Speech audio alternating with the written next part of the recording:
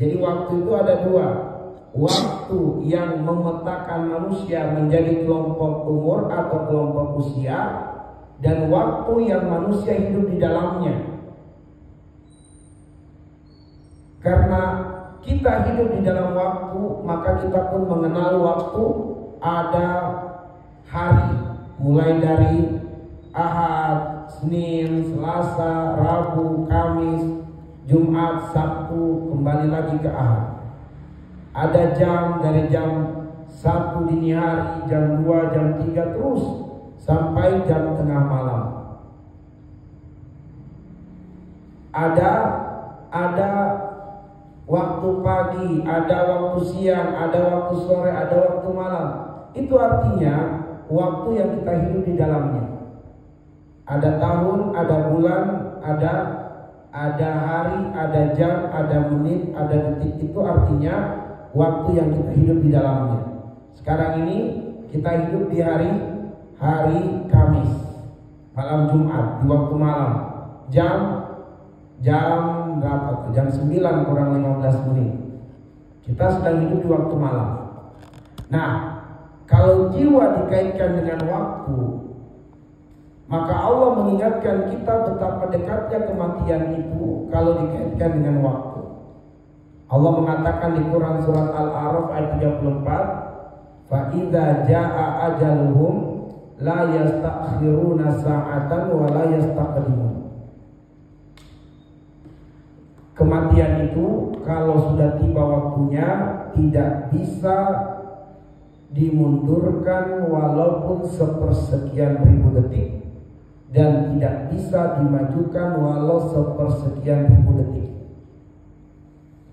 Kalau Allah takdirkan seseorang meninggal besok jam 4 subuh, dia tidak akan bisa menghindari datangnya jam 4 subuh.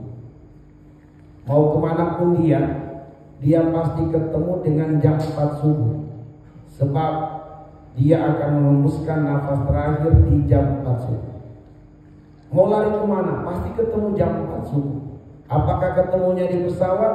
Meninggal di pesawat. Apakah ketemunya di rumah sakit? Meninggal di rumah sakit. Apakah ketemunya di lapangan? Meninggal di lapangan. Ketemunya di restoran? Meninggal di restoran. Ketemunya di masjid jam 4 subuh? Meninggal dia di masjid. Gak ada yang bisa menghindari datangnya waktu kematian. Dan waktu kematian itu tepat, tidak akan meleset walau sepersekian ribu detik. Kita saja yang belum tahu kapan nih kematian terjadi pada diri kita, hari apa, jam berapa, tahun keberapa, bulan keberapa, kita nggak tahu. Tapi bisa saja semenit ke depan kematian terjadi pada manusia. Ya. Dikaitkan dengan sikon, dikaitkan dengan situasi dan kondisi. Apa kata Allah?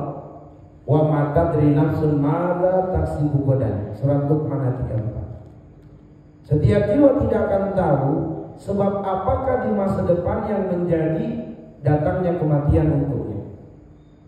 Apakah dia meninggal karena sakit? Apakah dia meninggal karena kecelakaan? Apakah dia meninggal karena sedang makan, sedang minum, sedang tidur, sedang berkendaraan? Kita nggak tahu. Yang pasti bahwa situasi kondisi apapun yang sedang terjadi pada diri kita itu bisa menjadi sebab datangnya kematian. Di YouTube begitu banyak kejadian-kejadian di mana kematian datang kepada seseorang dengan sikon tertentu. Ada yang sedang bernyanyi, datang kematian. Ada yang sedang tertawa terbahak-bahak, meninggal. Ada yang sedang bermain bersama cucu, digendong cucunya, meninggal. Ada yang sedang mengelus-elus anaknya, meninggal dunia. Ya. Ipar saya sedang bercerita dengan istrinya, tiba-tiba mengatakan, "Ma, kok dada saya sakit?" Ya, dia mengatakan, "Gak apa-apa sini, didiamkan aja." Didiamkan. Tiba-tiba jam 12 malam semakin terasa sakit dadanya. Kok saya gak kuat nih menahan dada sakit. Ayo ke rumah sakit. Ternyata meninggal di rumah sakit. masih ngobrol dengan istri santai, di jalan juga masih ngobrol, bahkan menuju ke IGD masih ngobrol. Nah ketika di IGD diperiksa, disitulah dia menghembuskan nafas terakhir. Ya. Kita nggak tahu sebab apa yang membuat kita meninggal dunia. Ada yang meninggal dunia sedang akad nikah, ada. Ya. Nah, Allah cuma mengatakan wa ma tadri nafsun madza taksibu ghadan. Tidak ada yang tahu sebab apa yang membuat kematian terjadi padanya. Hanya saja jangan sampai kematian terjadi kita bermaksiat kepada Allah. Ya. Teman-teman sekalian, misalnya nih sedang nonton film porno, sedang onani, bagaimana kalau kematian datang? Nauzubillah min dzalik. Sedang mencuri, tiba-tiba kematian datang, bagaimana jadinya dia itu dengan kematian itu? Sedang main judi, tiba-tiba kematian datang, nauzubillah. Ya. Sedang bertengkar dengan orang tua, melawan orang tua, meninggal, belum sempat minta maaf dengan orang tuanya, meninggal dulu. Nauzubillah. Dan juga kematian dikaitkan dengan tempat. Allah mengatakan wa ma tadri nafsun bi ayyi ardin tamut. Setiap jiwa tidak akan pernah tahu di bumi mana dia menghembuskan nafas terakhir. Gak ada yang tahu. Ya, kita meninggal di mana kita nggak tahu. Baginda Nabi Sallallahu Alaihi Wasallam mengabarkan kepada kita dalam hadis riwayat Imam At-Tirmizi. Kata beliau, "Idza aradallahu qabda 'abdin bi ardin, ja'ala lahu hajatan ilaiha." Kalau Allah berkehendak mencabut nyawa seseorang di suatu tempat, Allah pasti menjadikan orang itu punya kepentingan untuk datang di tempat di mana ruhnya akan dicabut. Ya. Kalau Allah takdirkan ruh kita dicabut di rumah sakit, pasti kita punya kepentingan untuk datang di rumah sakit. Apakah kita sebagai pasiennya ataukah kita sedang membesuk orang sakit? Yang pasti kita tiba di rumah sakit, disitulah roh kita dicabut. Ya. Kakak ipar saya karena Allah takdirkan kematiannya di rumah sakit, ya dia mesti mendatangi tempat di mana ruhnya dicabut, yaitu di rumah sakit. Kalau Allah takdirkan seseorang meninggal di kantornya, dia pasti punya kepentingan untuk datang di kantornya. Kalau Allah takdirkan dia meninggal di kantornya jam 1 malam, pasti dia punya kepentingan untuk berada di kantornya di jam 1 malam, sebab disitulah ruhnya akan dicabut. Ya, disitulah ruhnya akan dicabut. Kalau kematian kita ditakdirkan terjadi di luar negeri, kita pasti punya kepentingan untuk datang ke luar negeri, ternyata di situ ruh kita dicabut. Nah, jadi kalau kita perhatikan bahwa ternyata setiap waktu, setiap tempat, setiap situasi kita itu dekat dengan kematian. Kita berpeluang mati, berpeluang mati. Maka Allah mengatakan, wala tamutunna illa wa antum muslimun. Jangan kamu mati kecuali sebagai muslim, sebagai orang yang berserah diri. Nah, konsekuensi buruk bagi yang meninggal sebagai non-muslim. Apa konsekuensinya? Konsekuensinya adalah kekal di dalam neraka.